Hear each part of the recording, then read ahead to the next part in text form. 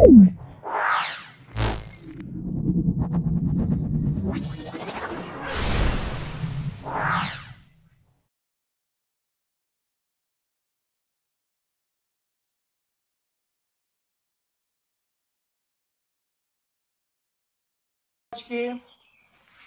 পরিবেশ বিজ্ঞান অর্থাৎ পরিবেশ বিজ্ঞান অষ্টম শ্রেণীর পরিবেশ বিজ্ঞান এই অধ্যায়ে আসছি।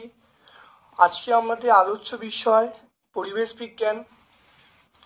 দেখো 2 নম্বর স্কুল বালুরঘাট হাই স্কুল এবং দিনহাটা হাই স্কুল সলভ করছি।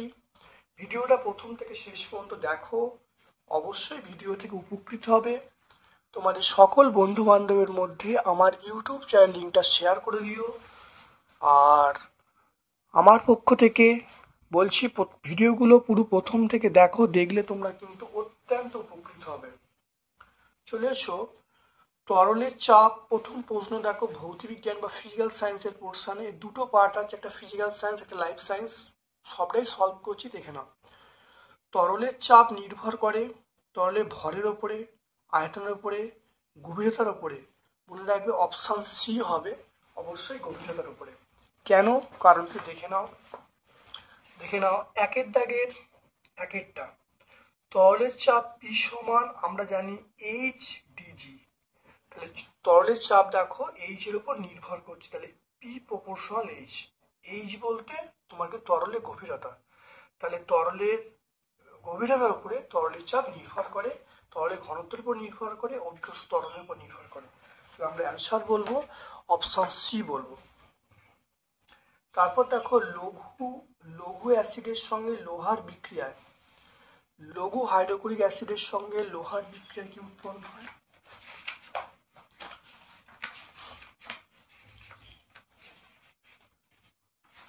MgAlFe এগুলো লঘু অ্যাসিড দ্বারা কি উৎপন্ন করে? হাইড্রোজেন গ্যাস মুক্ত করে। তাহলে বলবো কি মুক্ত করে? বিক্রিয়া উৎপন্ন হাইড্রোজেন। আমরা অপশন বি বলবো। অভিকর্ষ ত্বরণের গড় মান আমরা বলবো সেটা হলো 9.8 মিটার পার সেকেন্ড স্কোয়ার। কত বলবো? 9.8।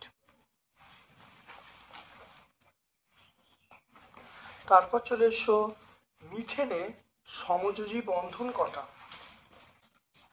দেখে নাও মিথেনে সমযোজী বন্ধন কটা পাবো? দেখো মিথেনের সমযোজী বন্ধন আমরা পাচ্ছি 4টি।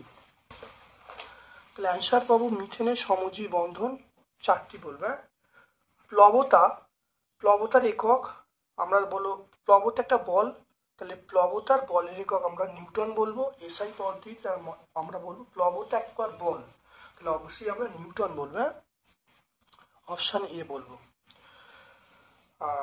তারপরে মনে রাখবে যদি ডাইন থাকতো তাও হতো, কারণ বলের সিরিয়াস একক হলো ডাইন, এসআই একক নিউটন, তাহলে এখানে নিউটন আছে বলে নিউটন থাকবে হলো।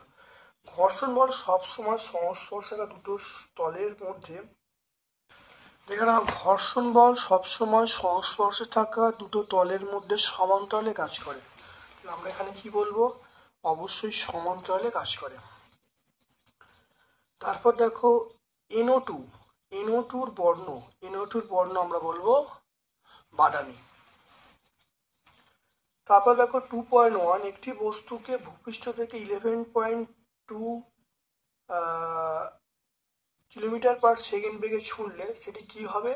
সেটি মহাকর্ষ ছাড়িয়ে পৃথিবী। তাহলে আমরা কি বলবো? 2.1 উত্তরটা আমরা কি বলবো? যে সেটা মহাশূন্যে পাড়ি দেবে, মহাশূন্যে পাড়ি দেবে। কারণ এটা হলো বস্তুর মুক্তিবেগ, তাহলে মুক্তিবেগ অর্জন করলে বস্তুটা পৃথিবীটা ছাড়বে না, মানে পৃথিবীটা থাকবে না, আকর্ষণ বল ছাড়িয়ে সমস্ত একদম মহাশূন্যে পাড়ি দেবে। তারপর দেখো 2টা একটি বর্ণহীন গ্যাসীয় পদার্থ, এর পচা ডিমের মতো, একে শনাক্ত করো। হলো H2S বা হাইড্রোজেন সালফাইড। আমরা কি বলবো? Hydrogen sulphide. 1 কিলোগ্রাম ভরের বস্তু পৃথিবী কত নিউটন বল দ্বারা টানে? 1 কিলোগ্রাম দেখে নাও, তাহলে আমরা জানি F সমান mg, তাহলে F এর মান 1, এটা 9.8, তাহলে আমরা বলবো 9.8 নিউটন। একটি পশম অক্সাইডের নাম কি? পশম অক্সাইড আমরা বলবো জল। তাহলে পশম অক্সাইড আমরা কি বলবো?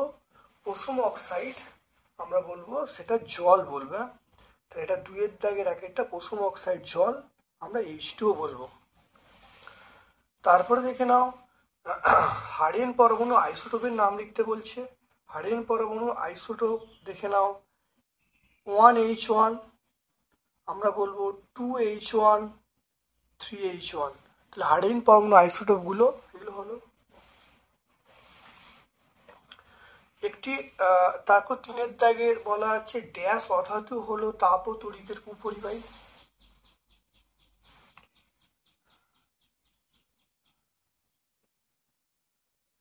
ড্যাশ অধাতু হলো তাপ ও তড়িতের, সেটা আমরা বলবো গ্রাফাইট বলবো। আমরা এটা বলবো গ্রাফাইট। তাহলে 3-এর দাগের একটা আমরা বলবো তাপ ও তড়িতের সুপরি পদার্থের নাম হলো গ্রাফাইট। এসআই পদ্ধতিতে আধান একক, এটা আমরা আগের পেজে করলাম, এটা কুলম। এসআই পদ্ধতিতে আধান একক আমরা বলবো কুলম। তারপর দেখে নাও, দেহের কোথাও কেটে গেলে রক্ত জমাট বাঁধতে সাহায্য করে কোন মৌল? এটা রক্ত জমাট বাঁধতে, দেহের কোথাও কেটে গেলে রক্ত জমাট বাঁধতে সাহায্য করে একটা মৌলের নাম, সেটা আমরা বলবো ক্যালসিয়াম। ক্যালসিয়াম মৌল রক্তকে জমাট বাঁধতে সাহায্য করে।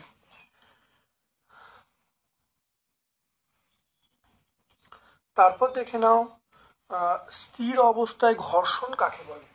যখন দুটো বস্তু পরস্পরের সংস্পর্শে থেকে পরস্পর চলতে শুরু করে, যখন দুটো বস্তু পরস্পরের সংস্পর্শে থেকে চলতে চেষ্টা করে অথবা তাদের মধ্যে কোনো আপেক্ষিক গতি থাকে না, তখন তাদের স্পর্শতল বরাবর যে ঘর্ষণ বল কাজ করে তাকে স্থির ঘর্ষণ বা স্থির অবস্থায় ঘর্ষণ বলে। তারপরে দেখে নাও, মহাকর্ষ সূত্রটা লিখতে বলছে, অথবা প্রশ্ন দেখো মহাকর্ষ সূত্রটা লিখতে বলছে, দেখে নাও।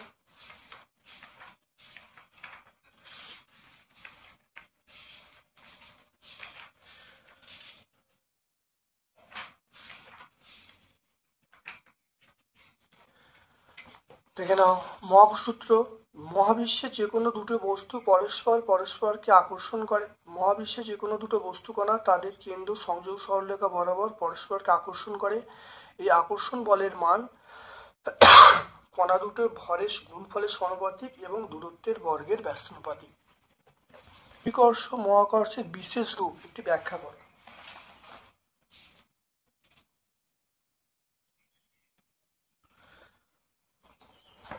দেখে নাও এই পয়েন্টটা দেখো, সকল অভিকর্ষ বলই মহাকর্ষ, কিন্তু সকল মহাকর্ষ অভিকর্ষ নয়।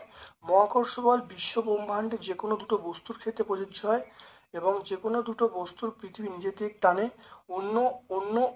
অন্যটি পৃথিবীর ওপর পৃথিবীর ওপর বা পৃথিবীর কাছাকাছি বস্তু হয়, তাদের ভিতর যে আকর্ষণ বল প্রয়োগ করে তাকে অভিকর্ষ বল বলে। তাহলে আমরা এই 2 নম্বর পয়েন্টটা ব্যাখ্যা করে দেবো, করে দিকে উত্তর চলে আসবে। তারপরে চলে এসো অথবার প্রশ্নটা দেখো। অথবার প্রশ্ন হলো তরলের চাপ কোন কোন বিষয়ের উপর নির্ভর করে, এটা আমি বলে দিলাম। দেখো এই একের প্রশ্নের উত্তরটা বলে দিয়েছি। প্রথম প্রশ্নের উত্তর, তরলের চাপ নির্ভর করে তরলের গভীরতার উপরে। নাম্বার 2 তরলের ঘনত্বের উপরে। আর নাম্বার 3 হলো অভিকর্ষ ত্বরণ। যেহেতু একটা জায়গায় অভিকর্ষ ত্বরণ একই থাকে, তাহলে আমরা বলবো মূলত দুটো বিষয়ের উপর নির্ভর করে। একটা হলো তরলের গভীরতা, আর নাম্বার 2 হলো তরলের ঘনত্ব।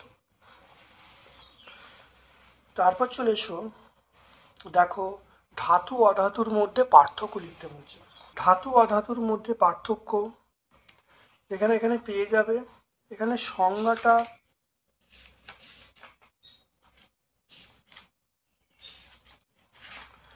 দেখে নাও। এখানে দেখো সংজ্ঞা আছে, এখান থেকে বলা যাবে ধাতু সাধারণ অবস্থায় কঠিন উজ্জ্বল হয়, অধাতু সাধারণ অবস্থায় এখানে মানে দেখো অনুজ্জ্বল হয়। দেখে নাও, ধাতু সাধারণ অবস্থায় কঠিন উজ্জ্বল হয়, অধাতু সাধারণ অবস্থায় কঠিন তরল এবং অনুজ্জ্বল হয়। ধাতু হলো আলোক পরিবহনে সক্ষম, অধাতু আলোক পরিবহন অক্ষম। ধাতু ওজনে ভারী হয়, অধাতু ওজনে হালকা হয়। ধাতু সলিড হয় বা নিরেট হয়, অধাতু ভঙ্গুর হয়। এখানে অনেকগুলো পার্থক্য আমি এখান থেকে বলতে পারবো। তারপরে চলে এসো, একটি রাসায়নিক বিক্রিয়ার সাহায্যে নিচের পদার্থগুলি শনাক্ত করতে হবে: দস্তা এবং ফেরাস সালফাইড। এরপর জিঙ্কের সঙ্গে যদি লৌহ H2SO4 বিক্রিয়া করা হয়, জিঙ্ক সালফেট হাইড্রোজেন উৎপন্ন হবে। আর এখানে দেখো FeSO4 সঙ্গে যদি H2SO বিক্রিয়া করা হয় তাহলে H2SO উৎপন্ন হবে। তাহলে এইটা থেকে অর্থাৎ FeS এর সঙ্গে যখন H2SO বিক্রিয়া করবো তখন H2S উৎপন্ন হবে, তাহলে পচা ডিমের গন্ধযুক্ত। তাহলে এখান থেকেই বোঝা যাবে যে FeSটা H2SO4, আমি যদি H2SO দেখো তাহলে এখান থেকে পরিষ্কার বোঝা যায় যে FeSটা H2SO বিক্রিয়া করে পচা ডিমের মতো গন্ধযুক্ত উৎপন্ন করছে। তাহলে আমরা এই বিক্রিয়ার সাহায্যে পরিষ্কার বুঝতে পারবো FeS না Zn। মনে রাখবে Zn এর সঙ্গে H2SO4 বিক্রিয়া করলে সেটা H2 উৎপন্ন হবে, আর FeS প্লাস H2SO বিক্রিয়া করলে H2S পচা ডিম গন্ধ উৎপন্ন করবে। এই বিক্রিয়ার সাহায্যে পরিষ্কার বোঝা যায় যে এই দ্রবণের মধ্যে কি আছে, FeS না Zn। তারপর দেখো আইসোটোপ কাকে বলে। যেখানে আইসোটোপ, যেসব মৌলের প্রোটন সংখ্যা সমান নিউট্রন সংখ্যা আলাদা তাতে আইসোটোপ বলে। যেমন উদাহরণ দেখো পেয়ে যাও 1H1 2H1 3H1, এগুলো আইসোটোপ। দেখতে পাচ্ছ, এটা আমরা পেজ নাম্বার 81-তে পাবো। পুরাতন যে বই তোমাদের আছে, পুরাতন টেক্সট বই, পেজ নাম্বার 81-তে পাবো, নতুনে অন্য পেজ হতে পারে। এবার দেখো জীবন বিজ্ঞানের পোর্শন চলে আসছে লাইফ সায়েন্স। এখানে লাইফ সায়েন্সের পোর্শনে যে কোষের অন্যান্য কোষের তুলনায় দৈর্ঘ্য অনেক বেশি তা হলো, এখানে অপশান দেওয়া আছে উটপাখির ডিম, অ্যাসিটাবুলেরিয়া, স্নায়ুকোষ এবং রাইজোবিয়াম। দেখে নাও, এখানে দেখো সবচেয়ে বড় এককোষী উদ্ভিদ কোষ হলো অ্যাসিটাবুলেরিয়া, যেটা 5 থেকে 10 সেন্টিমিটার।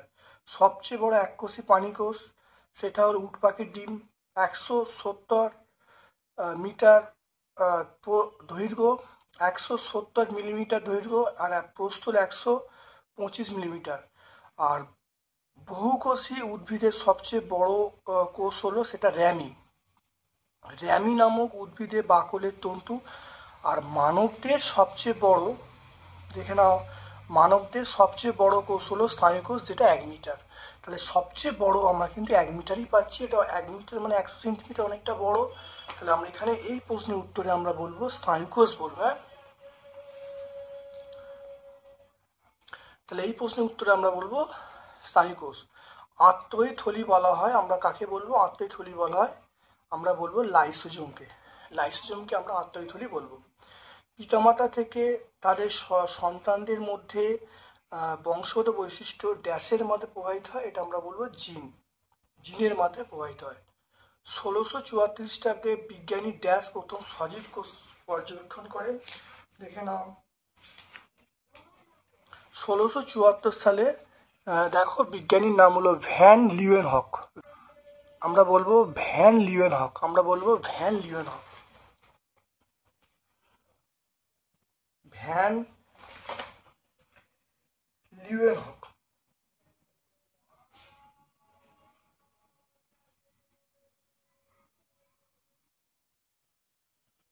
তাহলে ভ্যান লিউয়েনহক।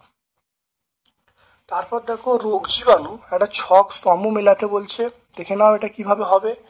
রোগ জীবাণুর পাচন ধ্বংস করে শ্বেতকণিকার যে অঙ্গাণু সংখ্যা বাড়ে এটা আমরা বলবো লাইসোজোম। এটা অবশ্যই মনে রাখবে, লাইসোজোম হবে। যে কোষীয় অঙ্গাণু শক্তি উৎপাদনে অংশগ্রহণ করে সেটা আমরা বলবো মাইটোকন্ড্রিয়া। তাহলে সাইটোপ্লাজমের কতগুলো অসম্পূর্ণ প্রকোষ্ঠে বিভক্ত হয়? সাইটোপ্লাজমকে কয়েকটা অসম্পূর্ণ প্রকোষ্ঠে বিভক্ত করে আমরা বলবো সেটা ভ্যাকুয়েল, সেটা আমরা অপশন সি বলবো। আর খাদ্য তৈরি করে, খাদ্য সঞ্চয় করে, ফুলের বর্ণ ধারণ করে, এটা আমরা বলবো প্লাস্টিড বলবো। হ্যাঁ, খুব ভালো করে মনে রাখবে, উত্তরটা করে দিলাম। দেখে নাও, কোষ পর্দা কোষ প্রাচীরের মধ্যে পার্থক্য লিখতে বলছে।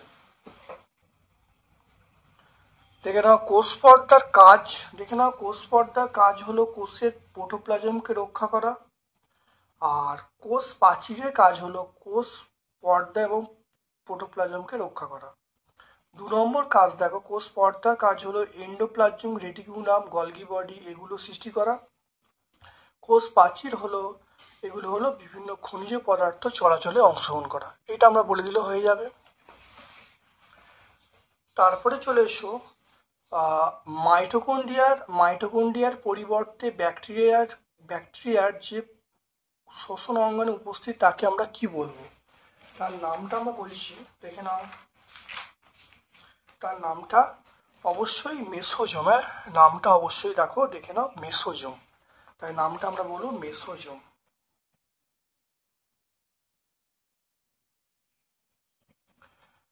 তারপর দেখো আলোক অণুবীক্ষণ যন্ত্র এবং ইলেকট্রন অণুবীক্ষণ যন্ত্রের পার্থক্য লিখতে বলছে।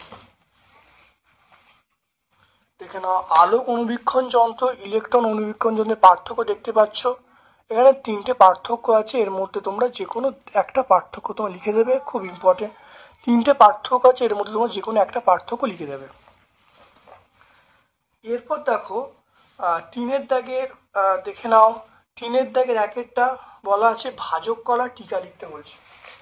গুচ্ছ বিভিন্ন ধরনের ভাজক কলা এবং স্থায়ী কলা বর্তমান। ভাজক কলা, দেখে নাও, আমরা এখান থেকে ভাজক কলার যে কাজগুলো বলে দেবো, ভাজক কলার কাজগুলো আমরা এখান থেকে বলতে পারবো।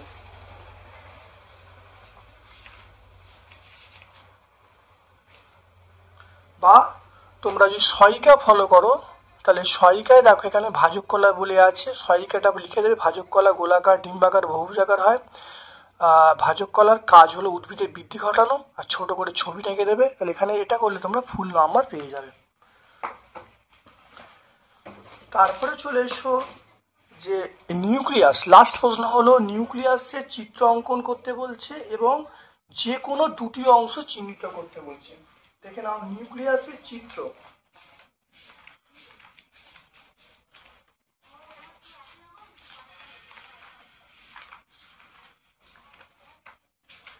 দেখে নাও নিউক্লিয়াসের চিত্র অঙ্কন করতে বলছে। দেখো এটা নিউক্লিয়াসের চিত্র দেখতে পাচ্ছ। বাইরেটা হলো নিউক্লিয় পর্দা, এগুলো হলো ক্রোমাটিন জালিকা, এটা নিউক্লিওলাস, এটা এন্ডোপ্লাজমিক জালিকা, এটা হলো রাইবোজোম। নিউক্লিয়াসের চিত্র অঙ্কন করে যে কোনো দুটো তোমরা লিখে দেবে, লিখে দিলে উত্তর হয়ে যাবে। এটা তোমরা টেক্সট বইয়ে তোমরা 182 পেজে পাবে। এটা পুরাতন যে টেক্সট বই আছে সেখানে 182 পেজে তোমরা পাবে।